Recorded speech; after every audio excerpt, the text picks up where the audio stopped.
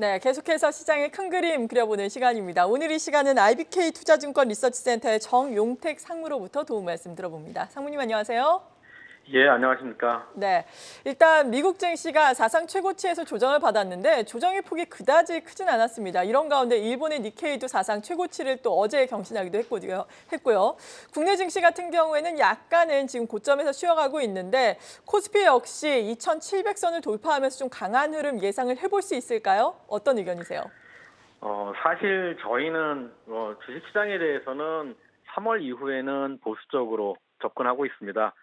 미국 같은 경우에는 성장률 전망치가 1.2%에서 두 달 만에 1.6%를 넘어설 만큼 경제가 굉장히 탄탄하다는 걸 보여주고 있고, 이에 기반해서 기업 실적도 상당히 양호하기 때문에 이유 있는 상승 추세다라고 보고 있는데, 다만 단기 급등에 따른 조정 압력이 좀 커 있는 부분이다라고 볼 수 있는데요.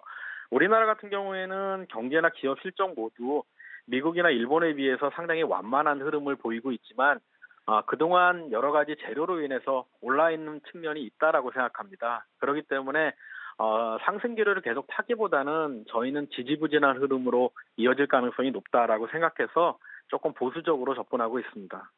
네, 국내 증시에 대해서는 보수적으로 보신다라고 도움 말씀을 주셨습니다.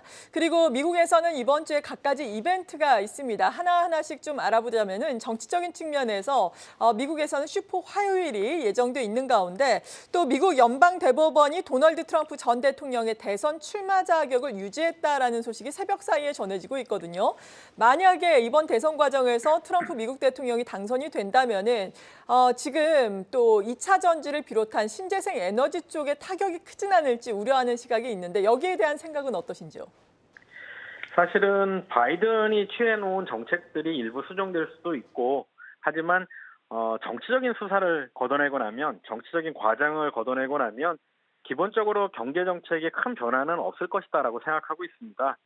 현재 세계화 시대는 코로나 이후가 아니라 이미 트럼프 시기부터 와해되기 시작했고, 미국이 집중하는 미래의 투자도 트럼프라고 다르게 보지 않을 것이다라고 생각하기 때문이고요.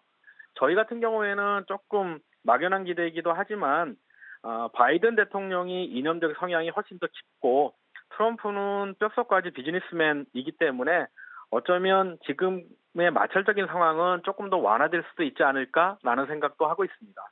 네, 슈퍼 화요일 또 16개 주에서 경선이 동시에 치러지게 되는데 그 결과 내일 또 주목을 해봐야 되겠습니다.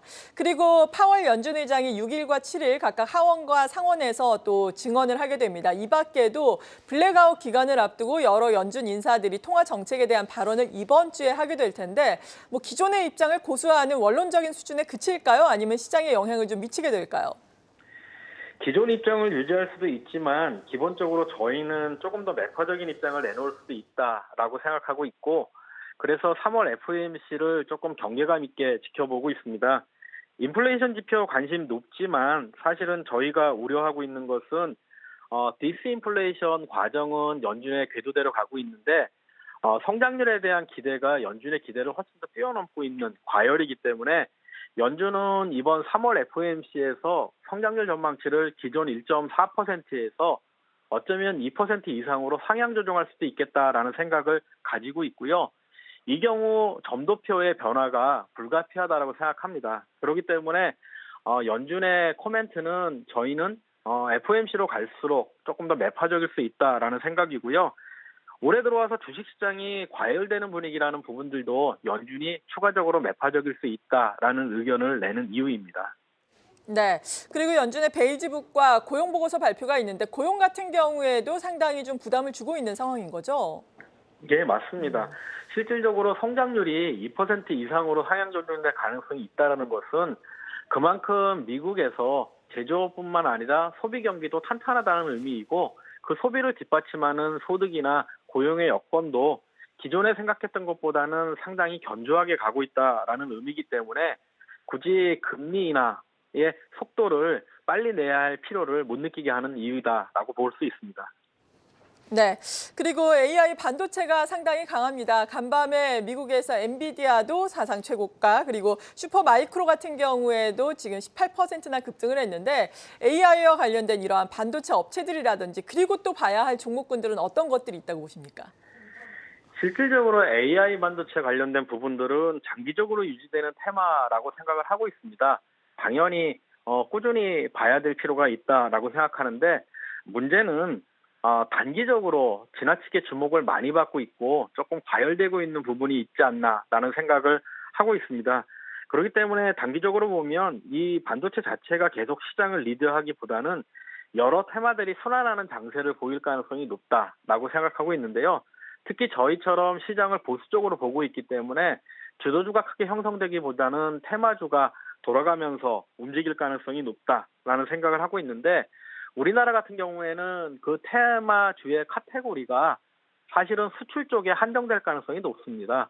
올해 같은 경우 경제 성장률이 지난해보다 약간 높아지기는 하지만 기본적으로는 내수의 기여는 마이너스인 상태에서 몇몇의 수출 기업들이 끌고 가는 경제이기 때문에 올해의 테마주의 그 순환매가 이어진다고 하더라도 수출 관련 업종들이 돌아가면서 조금씩 만들어내는 장세가 되지 않을까 생각하고 있습니다. 네, 일단 전반적인 시장에 대한 시각은 3월에는 보수적으로 보고 계시고 그리고 수출 관련된 종목들 그리고 테마주의 순환매 예상을 해주셨는데 3월 투자 전략 다시 한번 정리를 해주신다면 어떨까요? 예, 앞서도 말씀드린 것처럼 기본적으로 3월 전략부터는 저희는 보수적으로 접근을 하고 있습니다. 3월 이후의 시장은 조정 국면으로 보고 있기 때문에 그렇고요. 앞서 이야기 드린 것처럼 미국 시장이 단기 과열권에 들어와 있다라는 생각을 가지고 있고 이 부분에 대한 조정을 직접적으로 타격하는 것은 아무래도 연준이 추가적으로 매파적인 코멘트나 정책의 움직임을 보일 가능성이 높다라는 부분이 있고요.